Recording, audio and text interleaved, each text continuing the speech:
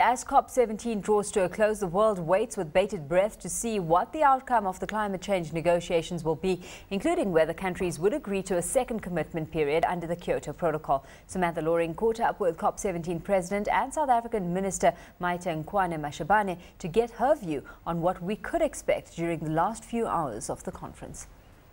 The mood is quite vibrant, very positive. We are receiving accolades on the level of the preparations and the facilities. There's also a very positive mood from the negotiators, from the ministers, and the fact that we have spent a lot of time with negotiators in the first week of the COP, dealing with the real critical issues, that the core issues that were a build-up towards a fair, balanced and credible outcome for Durban.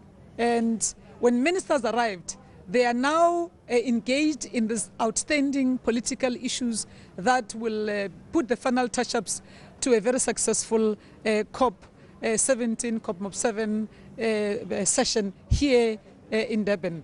The key issues that negotiators and in particular ministers are dealing with at the moment is matters around the second commitment period to the Kyoto Protocol.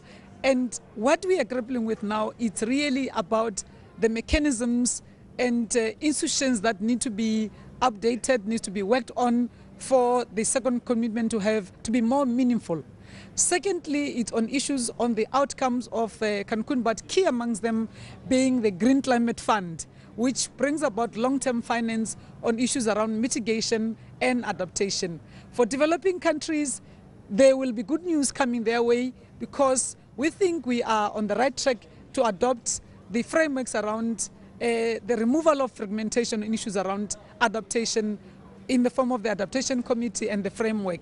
Also included in that issues around the technology mechanisms that help developing countries to mitigate, but also indeed to adapt to the new climate environments that they find themselves in. There are mixed signals, of course, as to what we're likely to see. Some are saying that the mood has turned downbeat, perhaps mirroring the weather we're seeing today.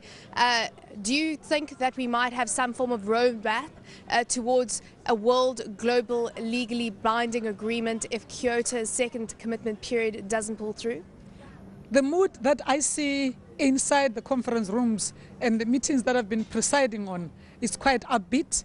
It's quite serious engagement. This is not the FIFA Soccer World Cup.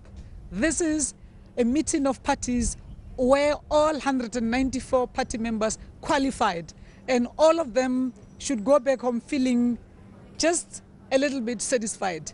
None of them would be carrying a trophy that says, I came here with my issues and I've won on all of them.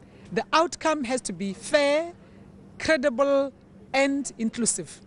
In the spirit that prevails at the moment, where we are getting accolades, as I said, on the manner how the South African presidency have run this in a very transparent and inclusive manner. What is happening at the moment, because it's crunch time, is that serious, aggressive negotiations are at play. Of course, COP is not just about climate change negotiations. There are a lot of side events. There are a lot of businesses doing networking here. There are a lot of NGOs. Tell us about your thoughts in terms of the side events that we've seen playing out and how much is the success we've had on that front. We haven't come across anybody complaining about the way we ran the side events. As I said, on all facilities, all we're getting is accolades. I think, to me, politically, what is important about side events is that COP is not just about governments.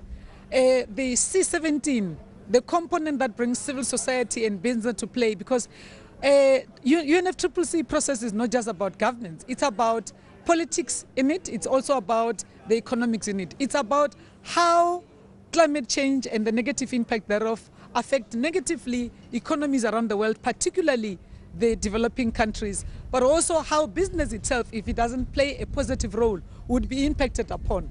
So the side events are a response to what the common goal for the common good on how we should together, government, business and civil society, work together to save tomorrow today.